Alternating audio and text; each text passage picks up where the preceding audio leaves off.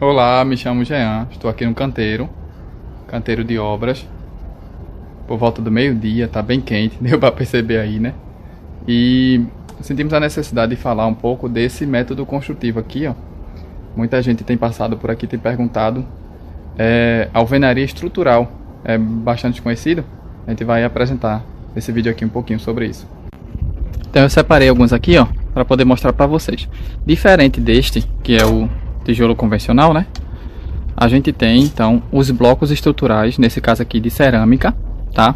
E aí essa é a família, a gente chama de família 14, porque o tamanho da largura dele aqui, ó, é 14.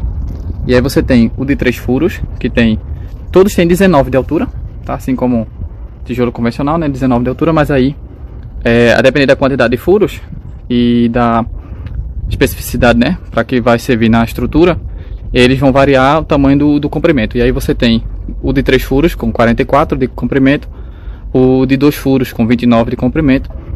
Esse aqui é de 1 furo, não sei se você consegue perceber aqui, que ele pode ser partido aqui em 2. E o de 1 furo é 19 por 19. E aí você tem esse aqui menorzinho, que é chamado de calha, compensador, certo? E esse aqui que é o calha. E aí, como deu para perceber, né, esse bloco ele vai trabalhar com uma estrutura. No furo dele aqui a gente passa o ferro, né, conforme o projeto, e concreta com uma pedra fina, né, como grout.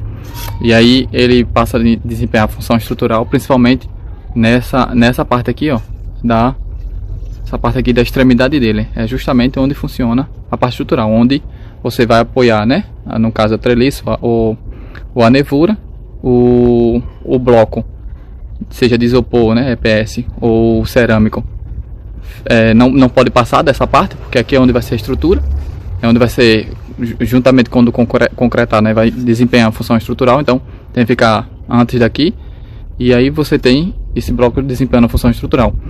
Em especial esses dois aqui, ó, justamente para laje, esse que a gente chama de compensador, tem 7 centímetros de altura, é onde a nevura ou a treliça ele passa por cima. E esse aqui, o calha, essa parte aqui ela é aberta, né? E aí você tem ele como se fosse um tipo de um U, tá vendo? E aí a gente passa os ferros por dentro, concreta também, e ele faz a função de uma viga.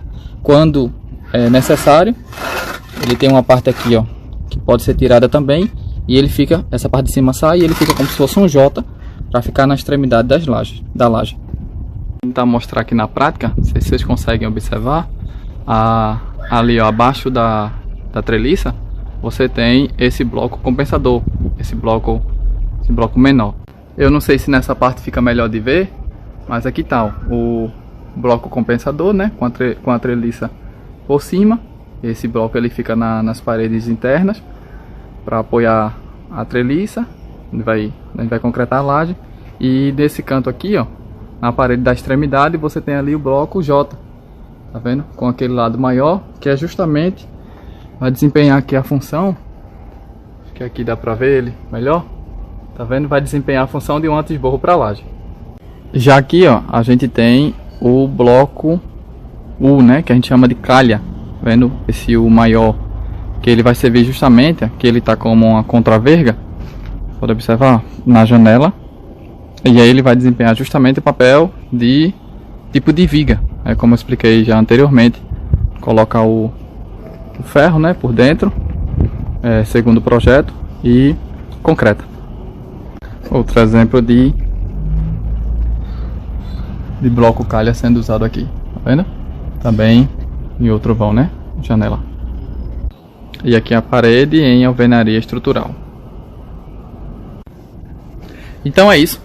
Eu espero que com esse vídeo nós possamos ter tirado algumas dúvidas quanto a esse método construtivo, alvenaria estrutural.